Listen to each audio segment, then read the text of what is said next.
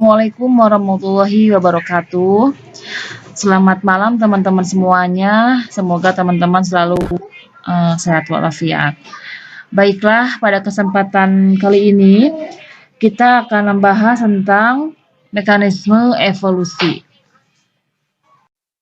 Baiklah, telah kita bahas pada video sebelumnya bahwa evolusi merupakan perubahan yang terjadi pada makhluk hidup yang terjadi dalam waktu yang lama dan berlangsung secara perlahan-lahan atau berangsur-angsur. Nah, perubahan itu sebenarnya terjadi pada struktur tubuhnya nanti teman-teman ya. Dalam cabang biologi, evolusi sendiri merupakan cabang ilmu yang mempelajari asal-usul makhluk hidup. Perlu teman-teman ingat bahwa perubahan yang terjadi berada pada tingkat populasi, bukan tingkat individu. Jadi, kalau perubahan pada tingkat individu bukan berarti evolusi, tapi bila terjadi perubahan pada tingkat populasi, nah itu sudah merupakan evolusi. Bisa diingat? Sekarang kita lihat faktor yang mempengaruhi evolusi itu apa saja. Faktor internal dan eksternal yang merupakan mekanisme utamanya yaitu seleksi alam dan genetic drift atau hanyutan genetik. Jadi, mekanisme utama yang menyebabkan atau mempengaruhi evolusi adalah seleksi alam dan genetic drift. Ya, gitu teman-teman ya. Apa sih seleksi alam itu? Seleksi alam merupakan proses yang menyebabkan sifat terwaris yang berguna. Berguna untuk apa? Untuk keberlangsungan hidup dan reproduksi. Jadi, makhluk hidup ini akan menjadi lebih banyak, lebih sering ditemukan dalam suatu populasi. Sebaliknya, sifat yang merugikan ini akan berkurang.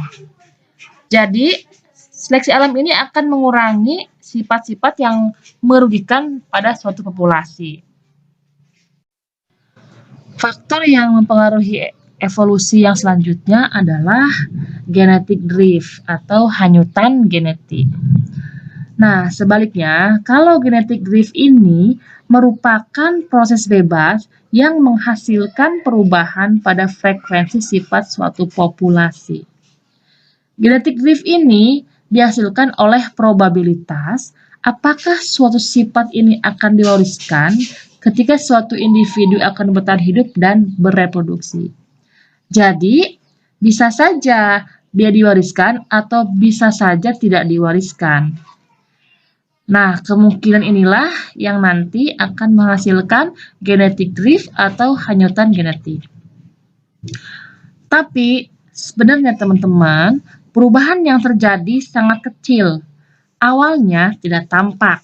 Nanti, lama-kelamaan akan berakumulasi kemudian mencapai puncaknya ketika terjadi spesies baru atau hasil dari evolusi baru tersebut.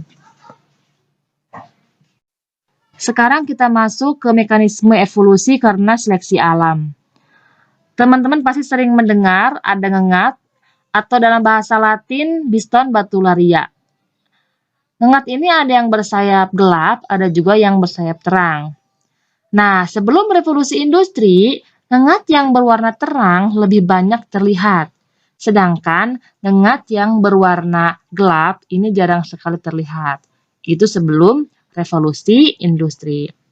Nah, sebaliknya, setelah revolusi industri, ngengat yang berwarna gelap ini meningkat spesiesnya. Jadi lebih banyak. Mengapa demikian? Yuk kita lihat penjelasan di slide berikutnya. Kita lanjutkan. Nah, teman-teman, mengapa setelah revolusi industri, ngengat yang berwarna gelap ini lebih banyak dibandingkan ngengat yang berwarna terang? Ini berhubungan dengan seleksi alam. Ketika revolusi industri, udara semakin tercemar. Polusi udara semakin meningkat, di mana asap-asap hitam akibat pembakaran batu bara yang semakin banyak. Nah, batang-batang pohon pun semakin menghitam yang menyebabkan ngengat yang hinggap di batang pohon yang gelap ini sulit terlihat karena batang pohon yang gelap. Jadi, ngengatnya tidak terlihat sehingga pemangsa sulit memakan atau menemukan ngengat yang berwarna gelap. Sebaliknya, ngengat yang berwarna terang ini akan kelihatan dan mudah dimangsa oleh predator.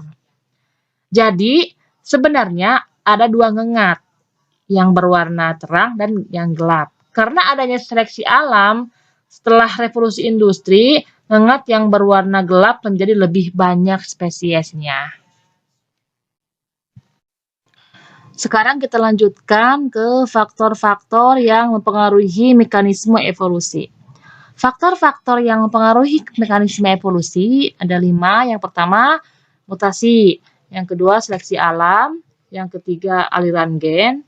Yang keempat, perkawinan terjadi tidak acak. Dan yang kelima, hanyutan genetik.